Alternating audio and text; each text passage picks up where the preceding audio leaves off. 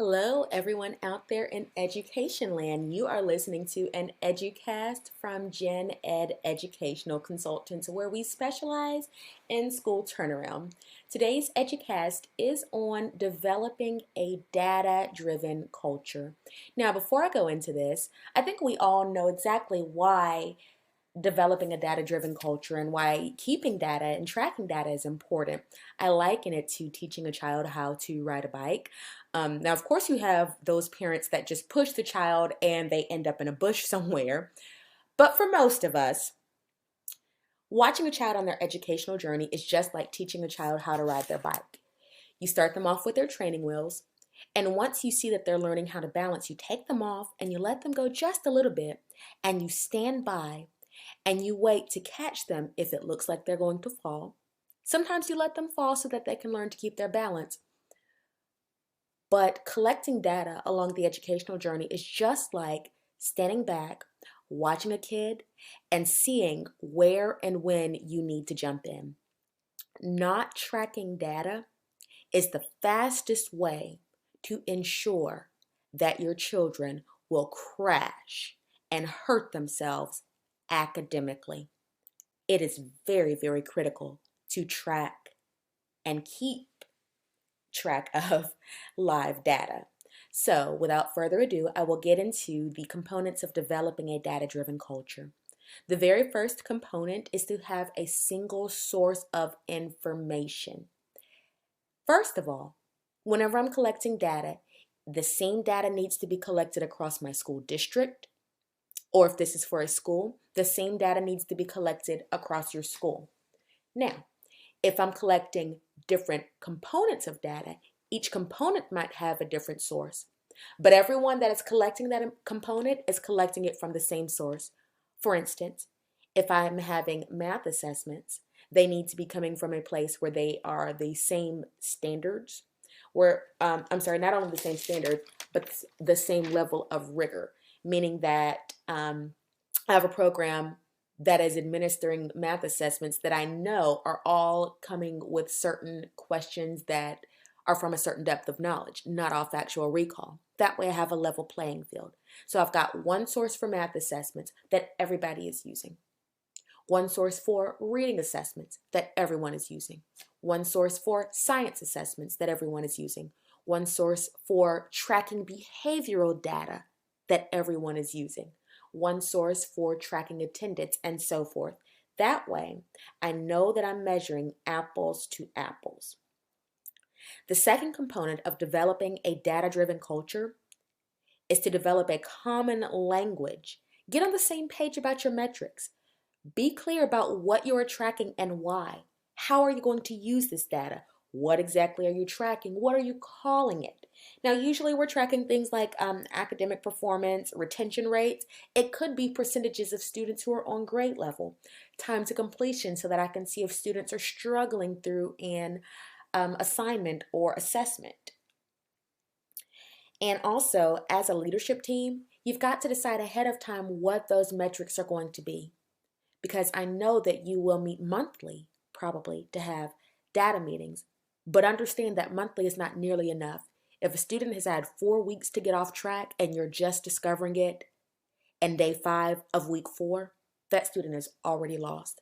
So we've got to be on the same page about our metrics, and those metrics must be communicated to teachers so that they can regularly keep track of data and consistently and constantly reroute their instruction as the data shows it's needed.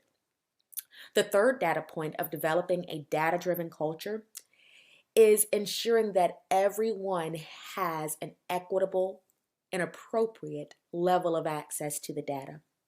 What this means is that everybody that this data is about knows something about the data. If everyone does not have some level of access to this data, you do not have a data-driven culture. If there is information or data collected about teachers and the teachers don't have access to that, even if it's just me as a teacher knowing what you personally know about me or what you have tracked about me, then we don't have a data-driven culture, because I cannot use the data that you now know about me to improve upon my performance. Students must have access to data in a way that is appropriate for them. That might mean that I am tracking how many of my letter sounds I know. But I know about me what you know about me, and I have a way to track it. Parents must be informed about the data of their students, of their children. Where should my child be, and where are they? So anything that administrators, that district leaders know about teachers and about students, teachers, students, and parents in a form that is appropriate for them, in a format that is appropriate for them, need to know what you know about the data. That way they can take ownership of it, and that way we can work together to improve it. The fourth component of developing a data-driven culture is making sure that everyone is data literate. Now, data literacy means something different for everyone at every grade level, and even at every instructional or leadership level. For students, it might mean progress toward mastery. For teachers, it might be knowing how many of my students have progressed toward mastery, how many are behind, how many are consistently displaying negative behaviors, how many are responding to positive behaviors. For administrators, how many of my teachers are turning in lesson plans on time? How many of my teachers' assessments are indicating that students are mastering the standards that they are being taught? When I'm able to analyze my data, then I can use it, and it brings me together for when I get to the next point, which I was almost about to jump ahead to. But again, being able to summarize or analyze my data and being literate in my data helps me to quickly take a snapshot or a peek at it and know immediately that something is off course. I can identify outliers.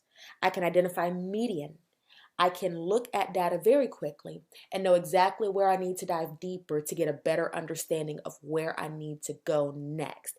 And that brings me to my very last point in developing a data-driven culture, and that is making decisions from my data. Do I have a structure in place to make decisions from my data? Do I have enough flexibility in my planning and scheduling to make decisions from my data?